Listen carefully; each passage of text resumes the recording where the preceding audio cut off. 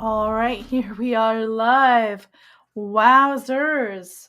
Welcome back. I have had a bit of a hiatus on Ghostly Archives and Gen X News, and it was all for, good reasons and chaotic reasons. Number one, I drove to Colorado to pick up our new family member, our little PD dog. And while I was there, I broke out. My lymphatic glands swelled so bad all down my neck. I couldn't move my neck. I couldn't do anything. I had to cancel several shows. I was still active on Twitter. I was still doing all my reposts and supporting my people. But I was sick as a dog and it took me double the time to get home. Also, Emily, who shows up on the show for Tinfoil Hat Fridays, she had this crazy accident where she's been like, trying to be, motivated for health. And she was in there with her rowing machine. And she was like, the hardworking woman that I admire. And she literally popped. She popped her rib out during rowing. She was in horrific pain. So we canceled everything all week. We were just like, you know what? It's a sign to heal and get better. And we just didn't do any shows, but we have some great shows this week, including my guests tonight, Bob and Laura Antone, who have been on the show before. But we're going to talk about weird cryptids, animals, and ghosts. We're going to talk about some zebras that were in the state of Washington. I know you're thinking, what? We'll show you. We're going to talk about a lot of strange cryptid and animal experiences. And, Bob and Laura run a sort of a paranormal tour group where they are in Washington, and they know a lot of folklore and they have a lot of history under their belt. So they're back to talk to us today. Tomorrow, I have a wonderful guest coming on. We're talking news. We are going to be talking. He writes for the Red State, and my brain is gone totally blank. He is coming on. We're talking about trade routes. We're going to be talking about important political stuff with China and Russia. So you don't want to miss that show. It's 8 p.m. Eastern. It's happening tomorrow. I'll put an advert out about it tonight. And then Friday, we're going to be talking about King Charles and Dracula. Because it's World Dracula Day on Sunday. So Friday, we're going to go there with his new painting and the Dracula stuff. And I'm sure we'll have a great time. So I'm not going to waste too much of Laura and Bob's time making them sit there in the green room. I'm just going to turn this one off on the bottom. But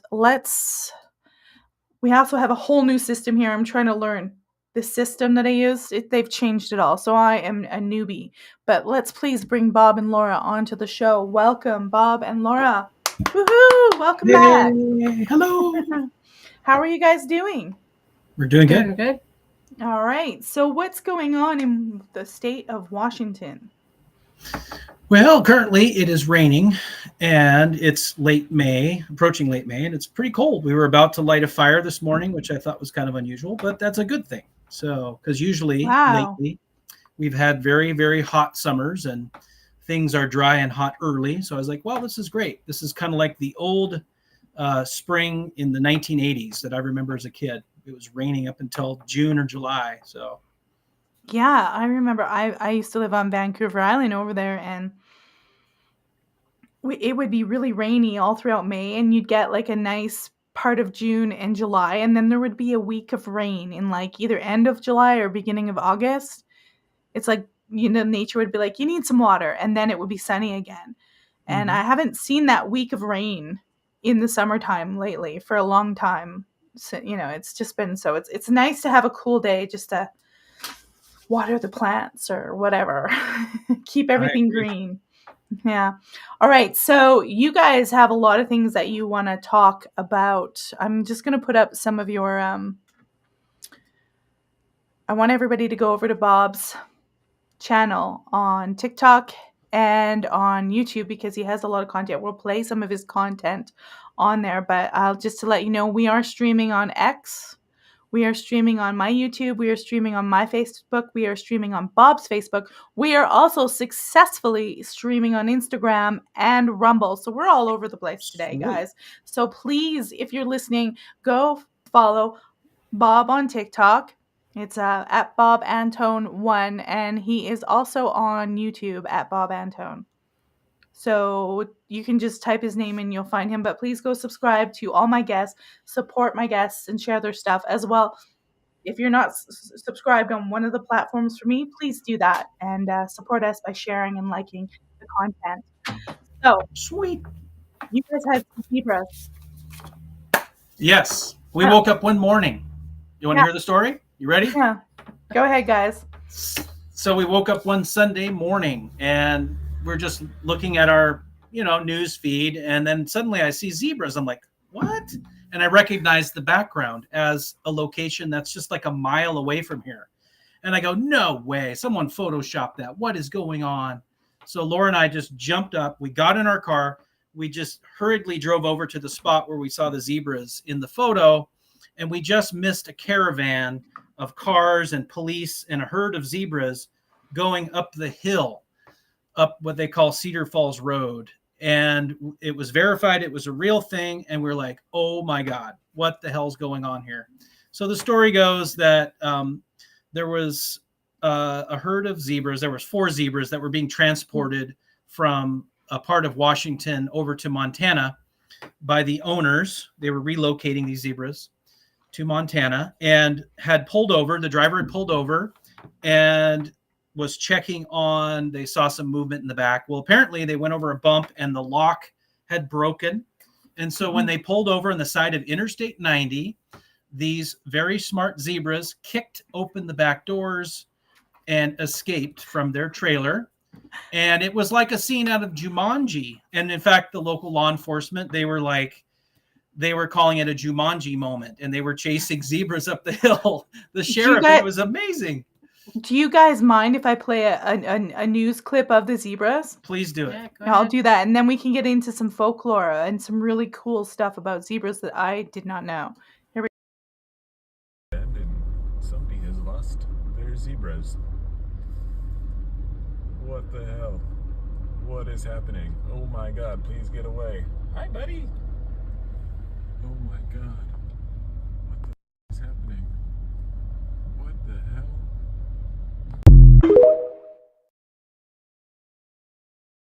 Oh boy, someone says Team Zebra. Woohoo! Yes.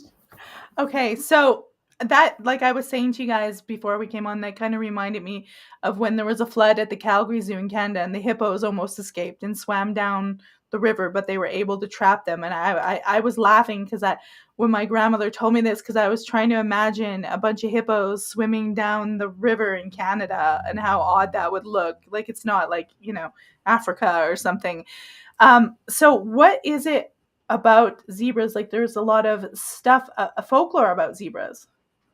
Yeah. So locally, obviously Twin Peaks was filmed here. So it was interesting because 24 hours after the initial news broke, it hadn't gone international yet at that point. It was just local news, was aware of the zebras. I wrote a song and it was just like, about a day after I thought, hey, I'm going to write a song. So I wrote a song called There's a Herd of Wild Zebras Running Loose in My Fragile Mind. And I just posted it on YouTube and TikTok. And suddenly the news stations got wind of my song. And then a lot of the local Twin Peaks fans, because as you know, Twin Peaks, the phenomenon, the television show, the film Fire Walk with Me was filmed here locally. And in that universe, there is the Black Lodge. They call it the Black Lodge. And in the Black Lodge, there are chevron stripes, black and white. There's zigzag stripes on the floor. So it was a very interesting thing because a lot of people were connecting the zebra, obviously black and white striped animal, with the Black Lodge in Twin Peaks, which I thought was fantastic. So then suddenly our phone started ringing off the hook. All these news stations started calling for 3 days straight. It eventually made it on to NPR. And then people overseas, I guess BBC or people overseas heard the song that I wrote. And it went international, basically. It was just this media frenzy all over the world, crazy thing. And everybody in town was looking for a way to capitalize. And now I just write songs as they come. Like I wasn't, it was kind of a 24 hours later type thing. I do that anyway. If there's a true crime incident, people have an unfortunate event, I'll write a song about it.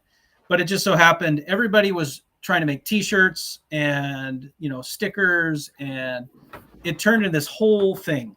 and it was just absolutely a circus, literally a circus, because there was a rodeo clown who happened to be driving on Interstate 90, and he heard about what happened, so he offered his services because he had skill as a rodeo clown and working with horses, and he pulled over and he offered his services. Now, the rodeo clown successfully got 3 of the zebras back in containment, and but there was one still on the loose. So for a week straight, it was madness in our community, because there was this one zebra that was running loose in the woods, and everybody and their grandmother was looking for the zebra. And I'm talking like people that don't have any experience at all were out there in the woods looking for a zebra. And if you can imagine how crazy that is and how crazy it got here. So what do you think of that? Zebra mania. That is, yeah. I don't know. I don't know much about zebras. I don't know if I'd want to get up to one, though. Imagine they could get aggressive, you know? They're in this strange land. They're a zebra. Mm-hmm. They've just busted out of a, you know, in basically jail. Mm-hmm. I wouldn't want to go back. I wouldn't want people following me. I thought maybe we should play your song. Sure, go for it. I'll share the video here. We've got this scene. I'm going to share my screen. And let's see. I think this is it. And let's make this full screen. So this is Bob's. Oh, see, look what it's going to do. It's not going to cooperate. That's okay. You can see it a little bit. Let's see if that's better. Well, darn. You'll be able to hear it. We can still hear it. You won't be able to see it all, but you can hear it. Here we go, guys. There's a herd of wild zebras running loose in my fragile mind. There's a herd of wild zebras running loose in my fragile mind.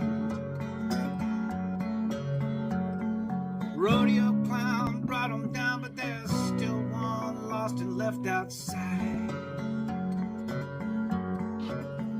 No, this place, it ain't for zebras. No, it's way too dark and cold. No, this place, it ain't for zebras. It's way too dark and cold. Elk and zebras can't have babies. That's what I've been told.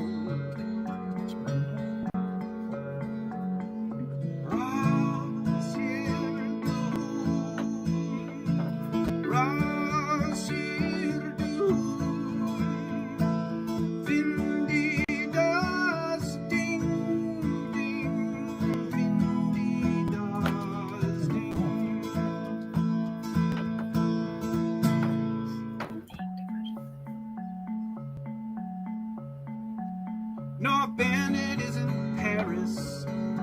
It certainly isn't France. It's not the mighty Nile. No, it's not the Mustang Ranch. It's not for starving zebras. It's a rich man's land. Yes, mares eat oats and does eat oats, and little lambs eat ivy. Yes, mares eat oats and does eat oats, and little lambs eat ivy. It's not for starving zebras, it's a rich man's land.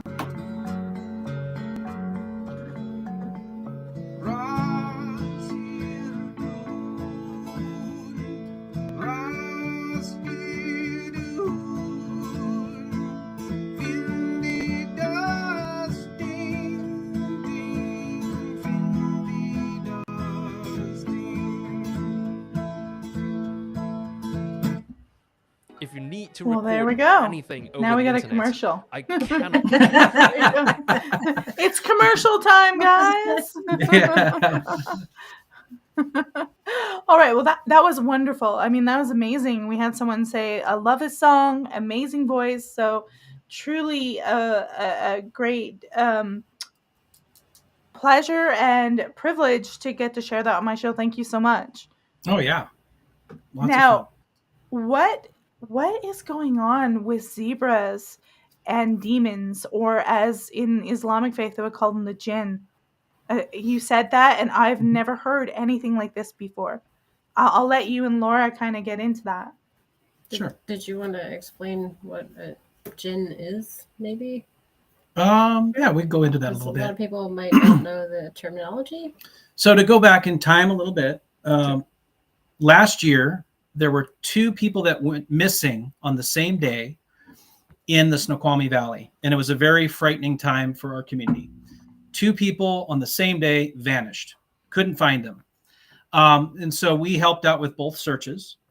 And the first gentleman was found deceased, and then there was a search on for the second individual, and that went on for 2 weeks. And Laura and I worked on that for 2 weeks. We teamed up with volunteer and search and rescue, and there were actually federal agents that were here as well, because part of the land where this person had disappeared was federal land up there at the Seattle watershed, and there was some concerns. Anyway, the person that disappeared was part of the Muslim community. Now, it was shared with us very recently that the belief is that zebras can see the jinn. They can see these beings. They have the sight, whereas human beings, in the folklore or in the teachings, human beings cannot see jinn.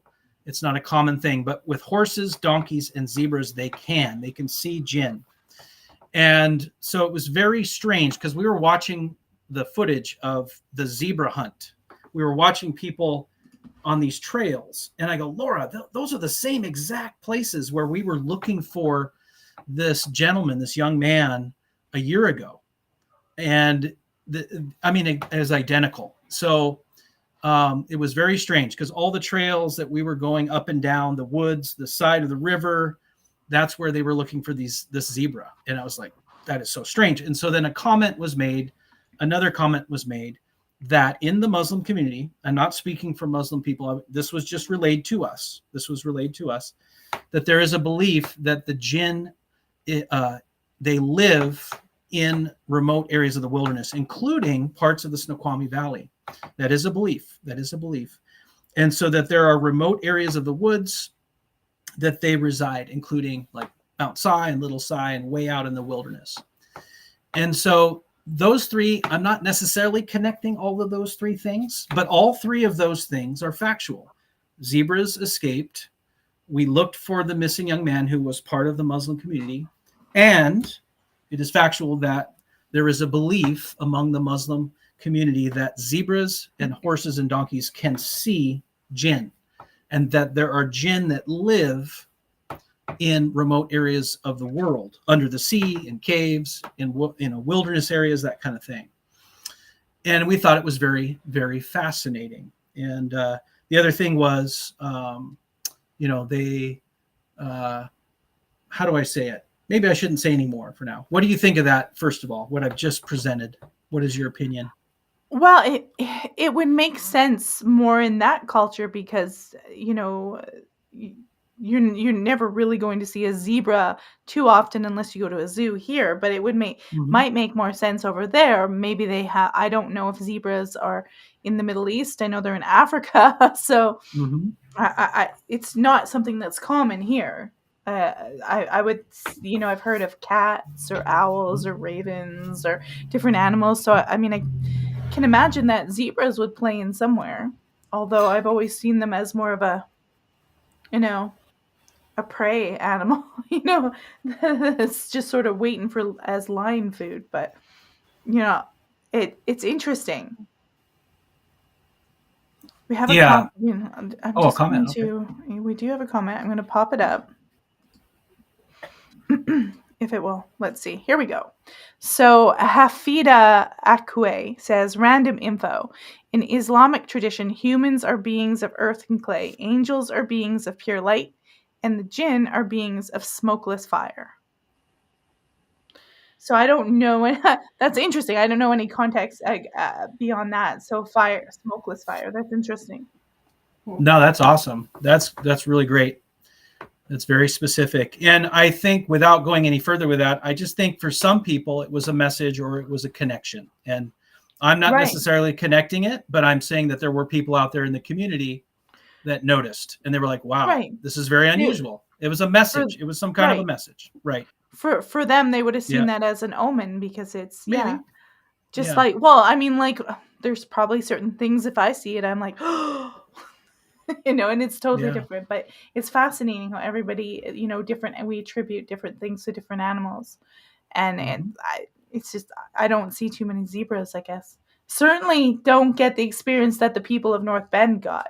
Oh my goodness gracious. Yeah. Oh boy. What was that? It's sort of reminding me of this nursery song from when I was younger.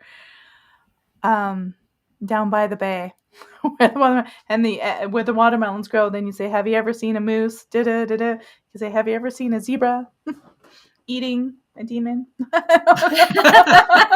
I don't know if they eat demons. They can see them. They can see them. Have you ever seen a zebra seeing a? Yeah, it's So sort of does it- weird. It's just a weird. It reminds me of something that could be made into a quirky kid song. I don't know why. Probably could. That would That's be very right. edgy. It'd be very, very Everybody progressive likes and Raffi, edgy. so- Absolutely. Oh, Ralphie, the yeah. edgy. Yeah. The edgy, yeah. So what else is going on in terms of cryptids? I know you Okay. guys got a lot of them under your belt. Absolutely. So we have some stories here that we wrote down. You talked about how the zebras kind of sparked folklore of different cultures. That was one. We talked about the Muslim connection, and also the Twin Peaks community, talking about the chevron stripes and the Black Lodge. Well, in North Bend, we used to have some great storytellers, including a guy named Bob Johnson. And Bob Johnson, same first name as me, Bob. He used to own the North Bend Tavern. It's now called the Sure Shot Pub. And back in the day, it was called the North Bend Tavern. And people that came to town that were interested in Sasquatch or Bigfoot, they would come to the North Bend Tavern. They knew they could get some leads. They would go in and have a beer, and they would talk to the bartender, talk to the staff. And that was the hot spot for Sasquatch and Bigfoot research back in the 1970s. Now, Bob was a very good storyteller, and he liked to play tricks on people. So this is another bit of our local folklore, and it's very fun. It's a very, very funny story. So he had an idea that he would take a Polaroid picture of a pig's head. So he had a severed pig's head. And then in the mouth of the pig, he put 2 deer antlers. And he had that Polaroid hanging behind him at the bar. So people would come in and they would be asking about Sasquatch. And he would somehow segue into the subject of wild saber-toothed boars running around on Mount Si. Now, Mount Si is the mountain that's very prominent here in town.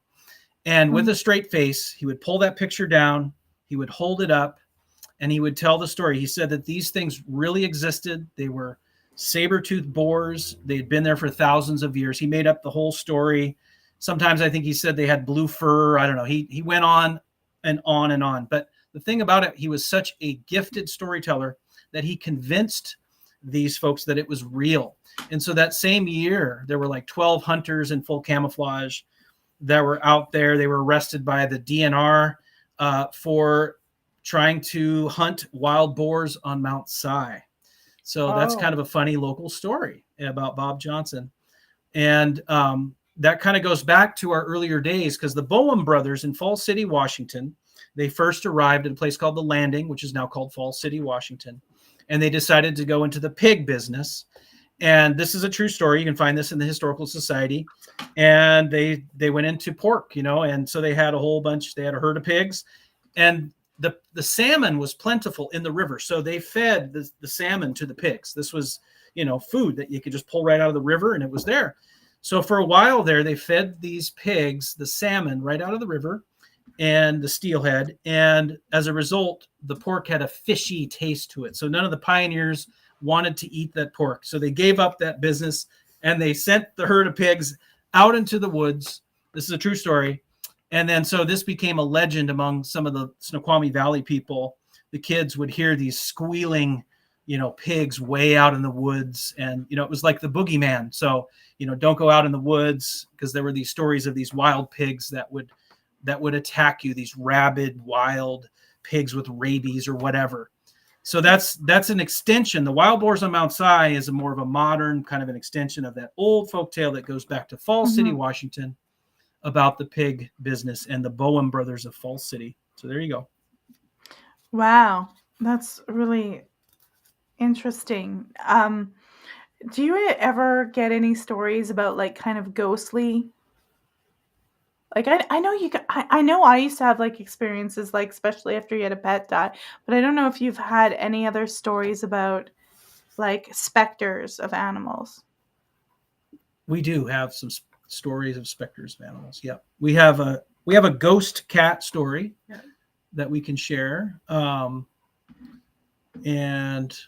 the ghost cat basically happened when we had two cats that were siblings in this house.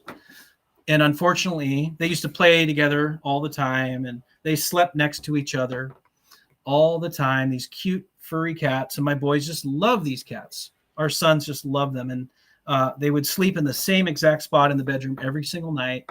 And then one day, unfortunately, we live on a busy road. One of the cats got hit by a car, and it was so sad. Oh my gosh. And that's devastating. It's just awful. We've had a lot of pets because we live on the busy road.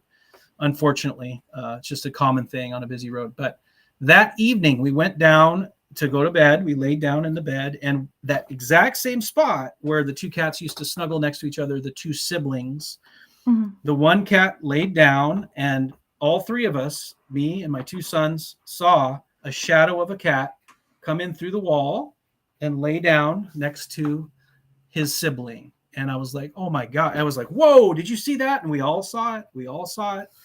Just like normal. Those two cats slept next to each other that night. So there's the ghost story. I know that Laura has a furry story. Well, no. Oh my gosh. She's like, do furries count? I'm ready for the Does that furry actually story. move in from that story? Before we get to the Before we furries, get too serious. I had a similar experience with my cat that we had to put down, where she showed up 2 weeks. She was actually showing up in our house, and I just thought I was losing it. But who's my ex-husband kept saying, no, seriously, I swear to God, I seen the cat walking down the hallway, and I had to sidestep, and then she wasn't there, or I'm hearing her where she used to have her litter box. And then the last moment I'd been up, and he went to work, and I went back to bed because I didn't have to work for a while. And I went to lay back down, and then all of a sudden I felt like paw prints on my head walking across the pillow. Oh. And it was what she would do. She'd walk over my head, and then she'd come back. But it was that. I felt it walk one way, but it was this weird icy tingling. Went right through my face, and I looked around. I was like, what the heck was that? And then it walked the other way, just like she would do on my head while I was sleeping to wake me up. And it was this weird, it was such a strange physiological feeling. I literally jumped right out of bed. I'm like, okay, I get it. You're here. I get it. And then she was gone. She never came back. That was it. It was done. Oh, wow. And it was just like she wanted us to know. I'd had her for 19 years, and she wanted us to know she was there and she was okay or something like that. It was the weirdest. And it went on for about, I would say, 2 weeks after she died. And then after she walked on my head, that was it. She was gone. We never had anything else. And I think she was mad because I was not paying attention. I was like, I'm just going crazy. And my ex-husband was like, no, seriously, I'm seeing this cat around. So she was attached. It took her a while to unattach, I guess, after that. But now we can talk about the furries. she was. I don't know. It's weird. We're in a weird place and time. I'm not going to get too political, where people can't just. It's not enough to have cats. They have to be cats. Or they have to be a teddy bear or a pig or whatever. We're living in strange. Oh my God, they could be a zebra. Yeah. So what? I don't know if you're serious about. You can go ahead and talk about the furries if you want. But you were around a furry convention or something. You were not taking part in it. I was not taking part in it. God. Well, I'm not going to disclose like what zoo I worked at or where it was, just because zoos are known for family-friendly environment. So when I was actually working there, I was working for the events crew. So we would go in and we'd set up microphones. We'd make sure the guests have everything that they needed, technical wise. And then, of course, the catering people were completely separate. And so our job was done. So we just kind of like we just hung out because just in case they had some sort of technical problems, we could just jump in and take care of it. Once they were done their speeches and everything that they needed to say, they had guest speakers come in, and once they were done, they were out, and we're, oh great, okay, now we have some time just to kind of hang out, I guess, until the whole thing is done, and then we could pack everything up and go home. So the catering people took over, and they had their dinner, they had their formal announcements and all this, and everything was fine. I mean, everything seemed normal. And one of the catering people just kind of came over and said, okay, we're wrapping things up. Dinner's done. The dishes and all that kind of stuff, they're finished. It was getting in around, I don't know, 11:30, 12 o'clock at night. I guess they had requested and were paying extra money to be able to stay past midnight. And so everybody cleared out. We're just kind of waiting because, we're just kind of waiting until they were finished so we could go in and just kind of clean up, and because we have activities the next morning sometimes.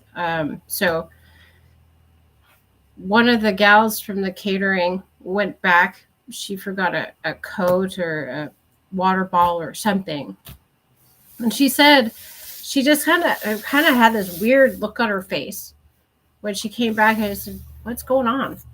She said that when she went to the kitchen, she heard meowing, like meow, like and like these weird noises coming from from the conference room.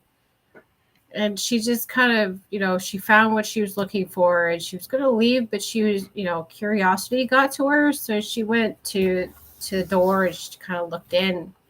Lights were off and it was kind of dim. There's, the exit security lights were kind of over by the, emergency exits. And she said that she saw just these people that were in piles and they were writhing and just making these animal noises and barking, it's like they were, and meowing. They were in heat. Yeah, and she couldn't believe what she was seeing, because these people, when they came in, they weren't dressed up. They were, they were wearing regular clothes. So, I mean, nobody thought anything of it. We just, thought they were, supporters of the zoo. So, but yeah. Little did you know. Yeah, exactly. So little did you know they were going to be the next week's exhibit in the zoo. Yeah. So she just didn't know what to make of it. She came back and she ended up telling the skeleton crew that was left over. It just kind of told us what. And then of course there's at least one person that was kind of, okay, let's all go. Let's go check this out. Of course, we're not supposed to. We're not supposed to just, if we're not needed, we don't necessarily need to be there.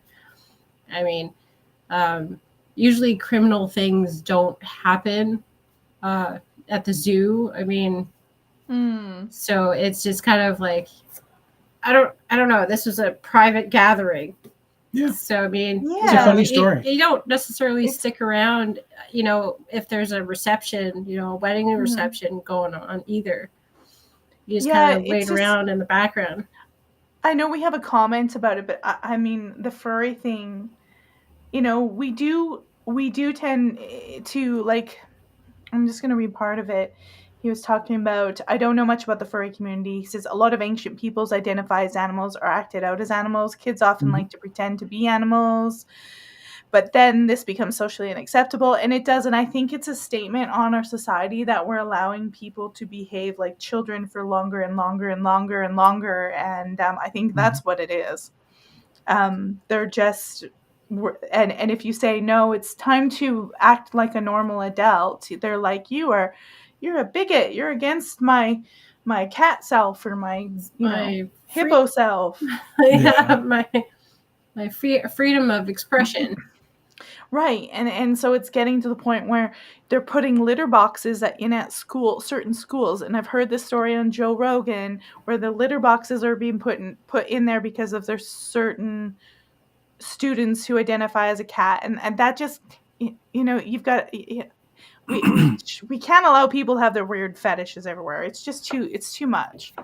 I've used a litter box before. I've squatted down and used a litter box. No, I'm just kidding. I haven't.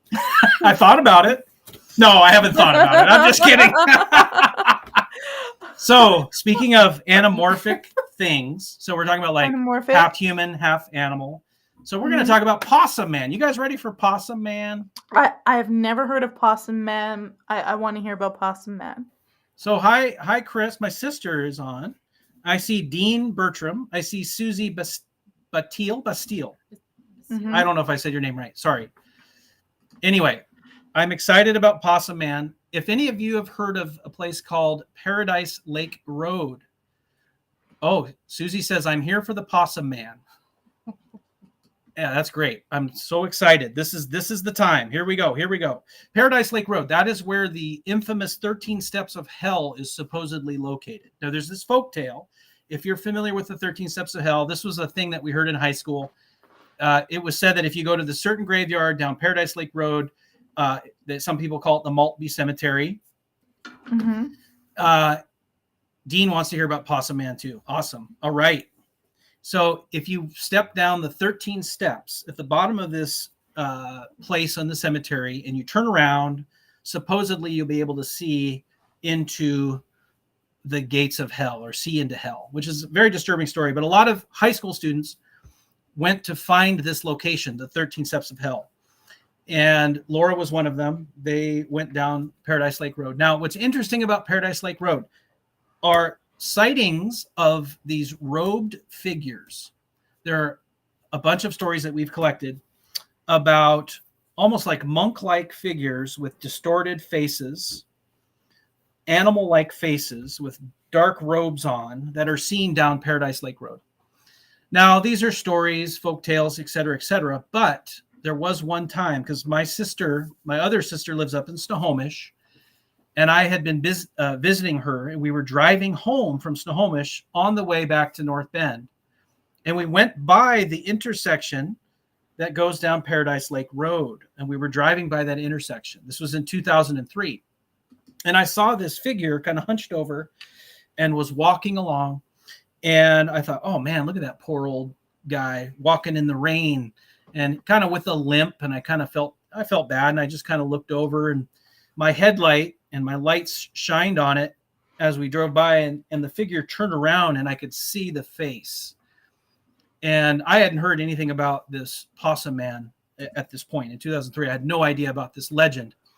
And when this thing turned around, it had this elongated kind of distorted face, pink eyes, I got a glimpse of it. Looked like somebody wearing a rubber mask, but it looked like a possum, or it looked like a rodent face. And it was the strangest thing. And I mean, I flinched, and my boys were in the car again. They witnessed this. We came home, and I had a roommate at the time, and I told him the story. And before I finished my sentence, he described in detail this Possum Man. Did he look like this? And then he described the clothing. He described the face. And I was like, oh my God, how did you know that? And apparently it's a well-known thing. So Paradise Lake Road, the road that supposedly has the 13 Steps of Hell legend, robed figures. And we in fact saw one of these figures, which I deemed Possum Man. Some people call him Possum Man. So that is a cryptid in Washington State. There you go. Well, I was doing a lot of research, and I appeared on a podcast, and this isn't anything to do necessarily with Possum Men, but there's a lot of strange stuff happening in your woods anyways. And I don't know, like some people may not understand how vast the woods are in the Pacific Northwest and then up into Canada, in British Mhm. Columbia. I mean, it's so deep. But do you have any knowledge of any kind of weird rituals happening in the woods? Because I was doing a lot of research on Ted Bundy and MK Ultra and CIA and the Satanic Panic, and I was hearing stuff about weird, strange stuff going on in the woods in Washington concerning like elites, like rituals, Mhm. and possibly a Ted Bundy connection. I don't know if you guys are like, if you guys heard of stuff happening, ritual weird stuff like Bohemian Grove esque up there. Yeah, so there's a gentleman named Chris, and he runs Nitty Gritty Tours out of Tacoma, and I would Mm-hmm. encourage you folks to support him. But I don't know if he just did this episode or if maybe it was recently that I saw it, but it was discussing a lot of the Tacoma, I guess they call them satanic cults.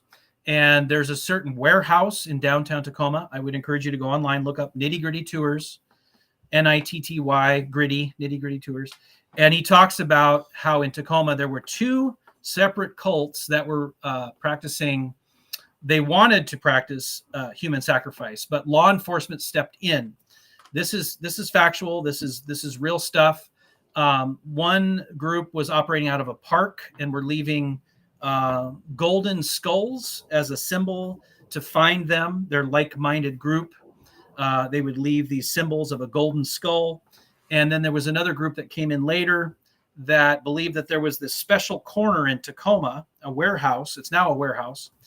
And there was some kind of power in this warehouse that they were trying to open a doorway. I know this is scary stuff, but they were trying to open a doorway, and the plan was to sacrifice human beings. Well, again, I guess law enforcement stepped in a second time. And yeah, so that was pretty interesting. And then so Ted Bundy obviously grew up in Tacoma.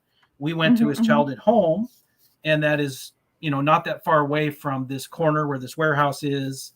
So yes, the answer is yes. There were some things going on in Tacoma historically that had to do with that kind of activity. So it says about Possum Man. Let me know if you have any questions. Oh, that's you. Okay.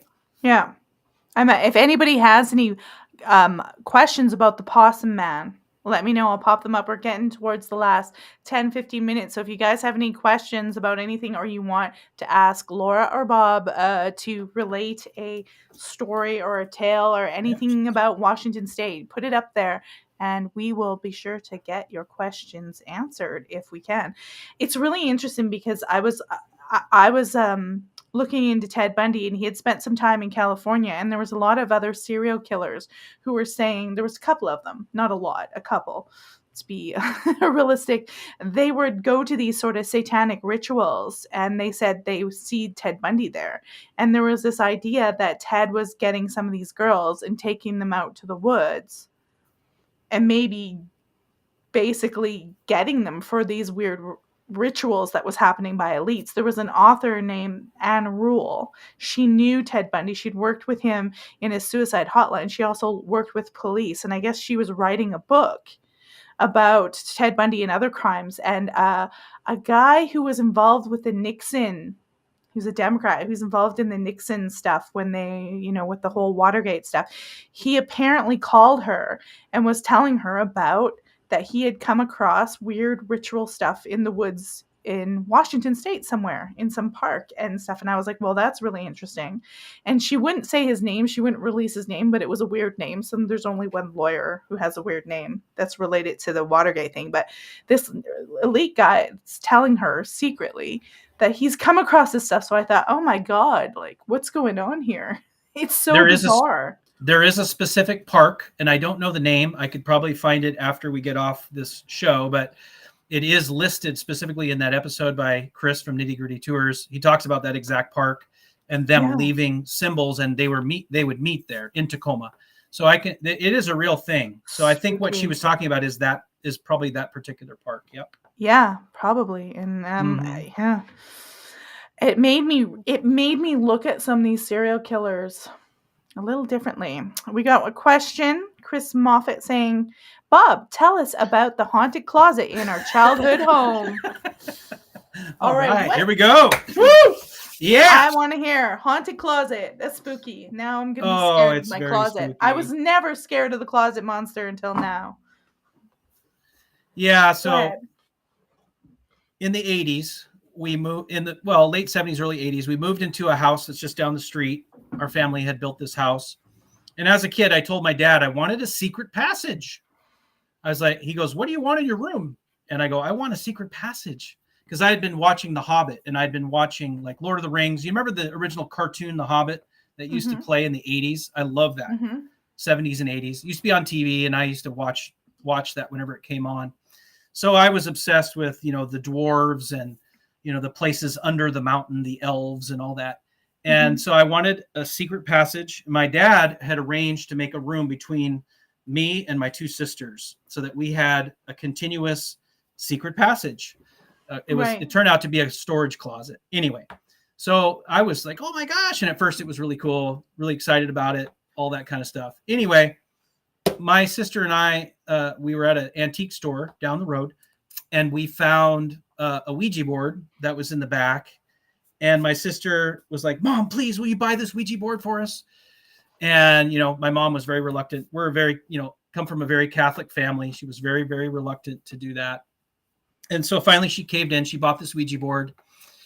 And so, we brought it home, and that's when things started to get weird. I know it sounds very cliche. It's like, whatever. Yeah, blah, blah, blah, blah, blah.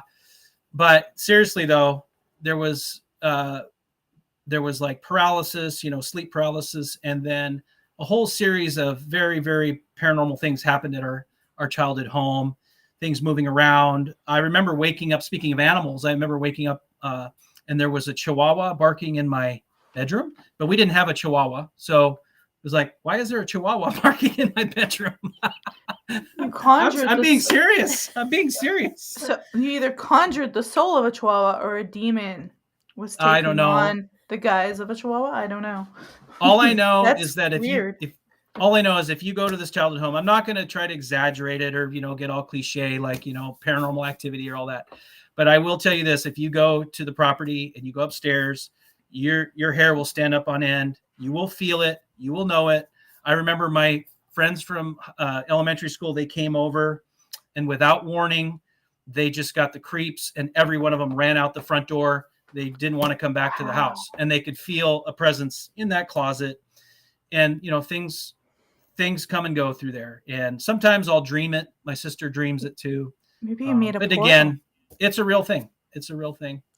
Laura, do you have any kind of childhood experiences that were kind of spooky that you want to share? Or a ghost experience? Sure. When I was 8, I was living in Africa. So it was at the time, let's see, I was living in Malawi with my family. And we had moved in to, regular home. We went to church. We were also very Catholic. So my parents actually did some missionary work and would bring food and, diapers and, formula for, kids and to different villages. My dad actually dug wells for fresh water. And so we did a lot of traveling around. And I remember my parents were talking with each other. They had met a couple that they said that there was something going on with their little boy. And I was just, I was a little kid. And of course, who doesn't eavesdrop on their parents, right? So I was just eavesdropping. Yeah. And they were talking about this little boy, and I knew who they were talking about. I didn't really talk to him or anything, but I guess he was sick for a really long time, and people hadn't seen him for a while. And the parents reached out to my mom and had asked her to be able to come over and maybe do a, help them kind of with their little boy, and maybe my parents could take turns, maybe give the parents a break. So I mean my mom just said, hey, let's try something. Let's we'll come over and we'll say a prayer in the house. So of course they went over, they had their pleasantries, and they started walking through the house. And, they greeted the little boy and said, okay, well, let's make the Lord's Prayer. Not to get cliche, but again, Catholic. They did a prayer, and then all of a sudden, from what I heard from my mother and my dad when they came home, my mother was describing to my dad what happened, and she was just going over the night, and she was trying to wrap her head around it. She was saying that there was growling coming from the boy's room. There was a huge wind that came through the house and went out his window, and then the growling kind of dissipated and left. And then it seemed like the house was calm again. And then my mom was just describing to my dad, is this is what you saw, this is what you experienced, right? And my dad just didn't know really what to say, because he's a very logical man, so he wasn't quite sure what he witnessed and didn't really say anything. And for some reason, the I don't know. I mean, we saw the kid later at mass, and he seemed like he was all right, and it just seemed like it kind of blew over. And some people, I mean, my mom didn't know what to make of it. Some people said they saw little people coming out of the room. Yeah, like there was like dark shadows. Dark shadow. They weren't quite people. sure Yeah. what it was. They thought it might have been their dog or something like that. But I just remember my mom was trying to describe what happened. I mean, what was it? What did we see? I mean, what was the growling? Was it growling, or was it just, Right. something random, like a gust of wind or something? I mean, it was really, really unusual. And I remember I was really scared. And I remember that night, I used to have a single bed that was right next to the window, and obviously it's Africa. So we were in Africa, there would be bars on the windows, because there, obviously there's, certain amounts of crime and all that kind of stuff that happens randomly. And so I just remember the window was open, and I remember I was falling asleep, and I was just kind of laying there, and it was really quiet. You could hear like crickets and all that, and it was just really quiet. It was really peaceful. And I remember there was kind of like this, I don't know how to describe it. It was kind of like I don't know. It was like a whimpering, and then it turned into kind of like this growling, sort of trilling, and I couldn't place what that was. And I got scared, and I was even scared enough that I the ground, or the floor is all cement throughout the house. It was just so I was just scared to get out of the bed, because I didn't know, well, is this thing outside the window or is it underneath my bed? And it was making this growling sound, and I was just wondering, okay, is it my imagination because of what I heard from, what my mom was describing? Right. Or am I actually hearing what I'm hearing? And is it an animal of some sort? I wasn't really sure, but I was just petrified. I didn't want to move. And I threw blankets on the floor and jumped up and ran. And I remember I went into my brother's room and I crawled into bed with him. And I was just kind of like, just there.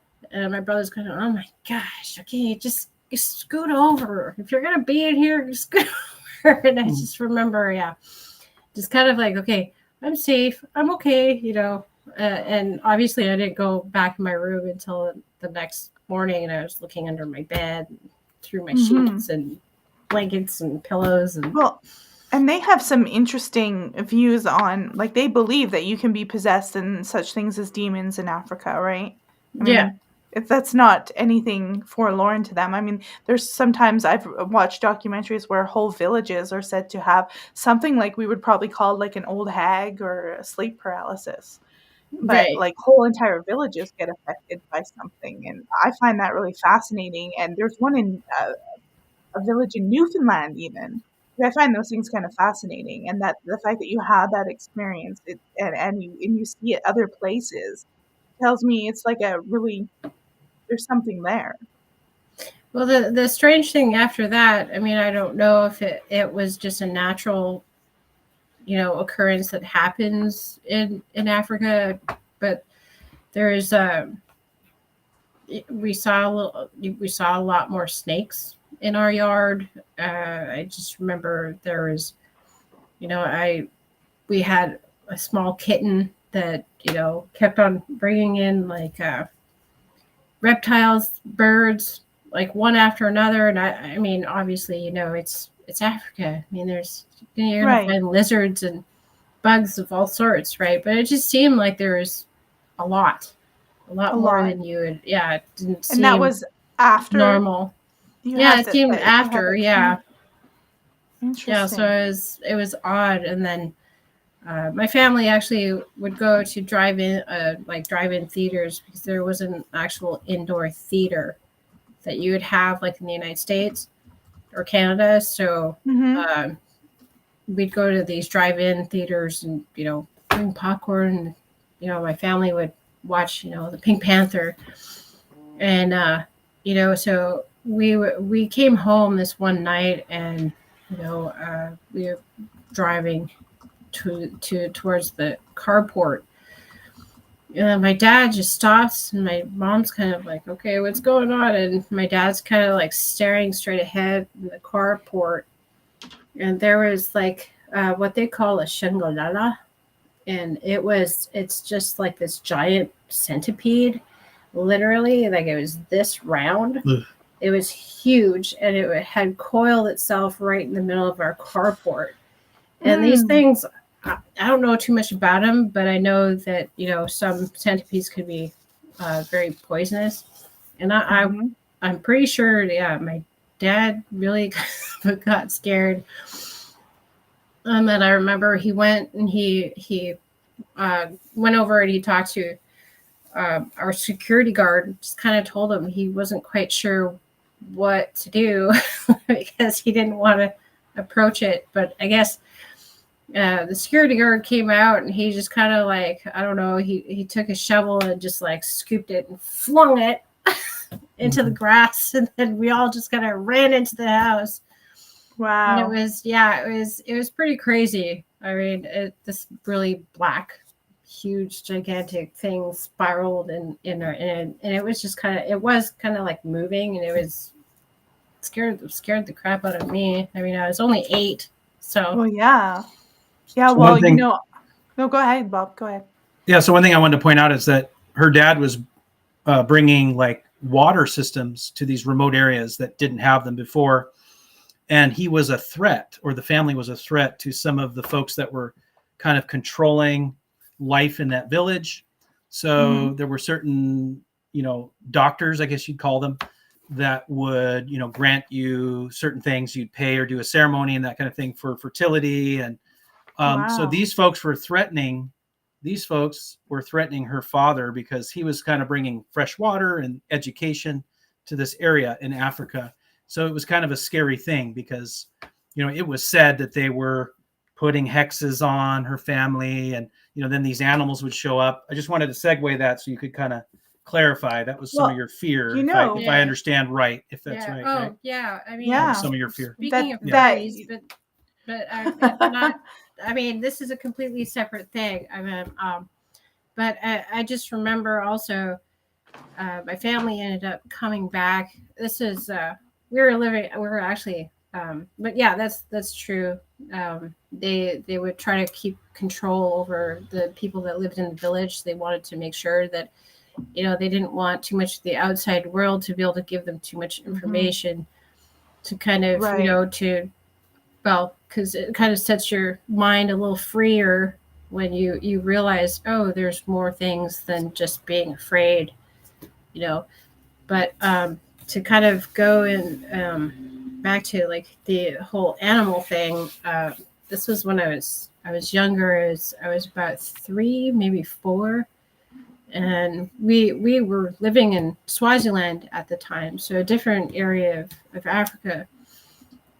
And basically, we my dad was all done with what he was doing. He worked for an engineering company, and that's kind of the reason why we traveled overseas was through his company. So he was all done. We wrapped up, and then we were moving back to Canada, where our house was. And it was the first day of kindergarten, and I was really nervous. I was, my first day of school. Oh no! So my mom, she was like, "Oh, it'll be okay. It'll be okay." So, and everything was fine. School was fine. Everything was great. And it rolls around to Halloween, and my mom's, okay, let's go, and so we went. And I remember I didn't dress up. I didn't really get Halloween. Right. So I ended up walking into the classroom, and I just froze because everybody was dressed up. That frighten you? Yeah, they were dressed up as animals, and Furries. cowboys, and cowboys, Indians, Witches, vampires, ghosts, and all sorts of. And I was just terrified because you had the face makeup and the whole 9 yards. Because in Africa, the people that would have control over the villagers would dress up in chicken feathers, and they would wear black makeup and white makeup, and they would be scaring these villagers into submission to be able to believe in the old ways and not the European or the new ways of fresh water and medical supplies and all that kind of stuff. And obviously the Catholic ways and stuff like that. That actually tells me that they may have been responsible for some of the toads, and they may have been up to it, trying to scare you, thinking it might work. Absolutely. Yeah. Wow. But it was terrifying. It was like one of my first memories of Halloween, and I was terrified. I was hiding behind my mom, and it's because when we were living in Africa, I was told never to talk to those men, those people, never to talk to the ones that were dressed up and had face paint and all that kind of stuff. So that's why I was just, I was in tears and just terrified. And then, oh my goodness. And my mom actually, my mom had to take me home and actually, sit me down and explain, what Halloween was. How it was different. It was culturally different. Oh my goodness. Yeah, that would be frightening, and you were so young. Totally. Now we're up on the hour mark. Do you guys?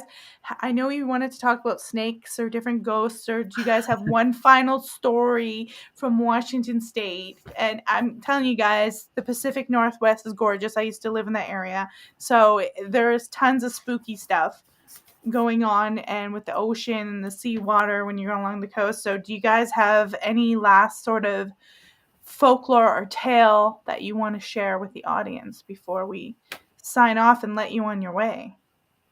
Yeah, we'll just follow up with snakes. Why not? We'll end with snakes. So there's two little stories. So back in the 1800s, there was a surveyor that was traveling to Tradition Lake, which is right above the town of Issaquah. And this is in the archives. He encountered a ball of large snakes, like the size of what you'd see in the Amazon. I know this sounds very strange. There's a famous story. He came around the corner at Tradition Lake, and there was this giant ball of snakes, and he was just mystified. So he thought, oh, well, I guess there are giant snakes here in the Northwest. And so he made a report in his journal, and he went back and he reported it to the local town and, into the newspaper. He made it into the newspaper, and it's a famous story about these giant snakes at Tradition Lake in Issaquah. And I mean, a lot of people say that it's very possible if you go to Tradition Lake that a lot of the gardener snakes that are there, because of the conditions there, they have a lot of food and a lot of mild conditions. It's very wet and just a lot of things for them to survive and thrive and whatnot.